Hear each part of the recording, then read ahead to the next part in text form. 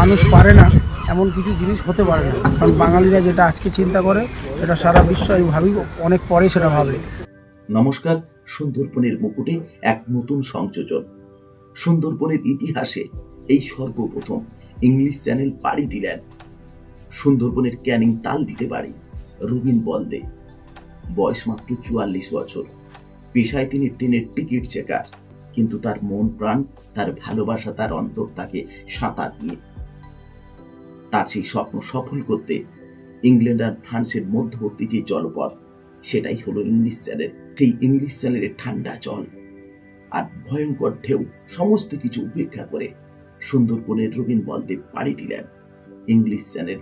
বিশ্ববাসীর কাছে বার্তা পৌঁছে দিলেন সুন্দরবনকে রক্ষা করার জন্য পৃথিবীকে সবুজায়ন করতে হবে, বিশ্বের জলবায়ুকে রক্ষা করতে হবে। আর সেই ভয়ঙ্কর ইংলিশ চ্যানেল তিনি পাড়ি দিলেন 11 ঘন্টা 19 মিনিটে। সুন্দরবন শুধু ওয়ার্ল্ড হেরিটেজ নয়, এখানে দেশ বিদেশের বহু পর্যটক আসে। তা শুধু নয়, সুন্দরবনের মানুষ কিছু করতে পারে সেটা দেখিয়ে প্রমাণ করে দিল রবিন বলবন। বিশ্ববাসীর কাছে এক নতুন ইতিহাস করে দিল সুন্দরবনের এই যুবক।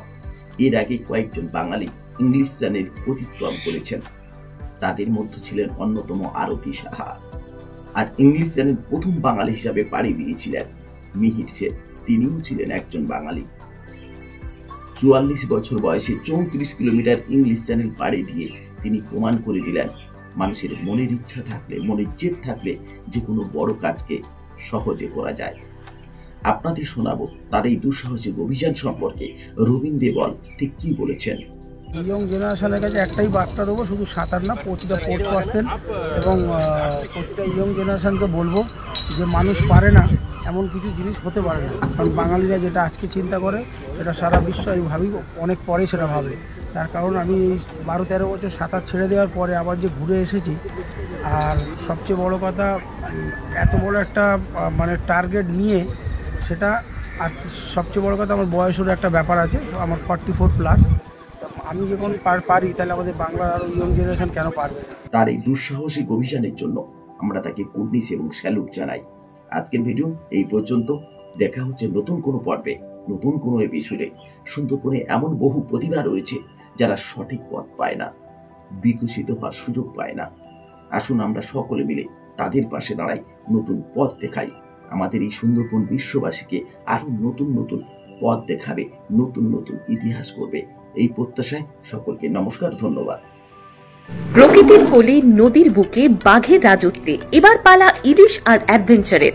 চলুন ঘুরে আসি সুন্দরবনের বুকে, যেখানে ম্যানগ্রোভ অরণ্যের নিঃশব্দের ডাকে জেগে ওঠে প্রকৃতি।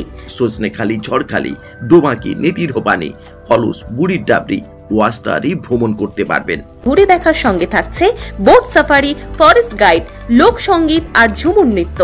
আর ইলিশ প্রেমীদের জন্য থাকছে পরতে পরতে ইলিশ, সর্ষে, ভাপা, বেগুন আর কচু শাকের ইলিশের স্বাদে রাঙানো লাঞ্চ ও ডিনার। ক্যানিং থেকে পিক আপ অ্যান্ড ড্রপ সবকিছুই ইনক্লুডেড। সীমিত সিট, বুক করুন আজই। যোগাযোগ করুন 9800284747, গোসবা বাজার ও দক্ষিণ 24 পরগনা। সকল পর্যটকই সুন্দরবনে স্বাগত জানাই। আলো ট্যুর অ্যান্ড ট্রাভেলস,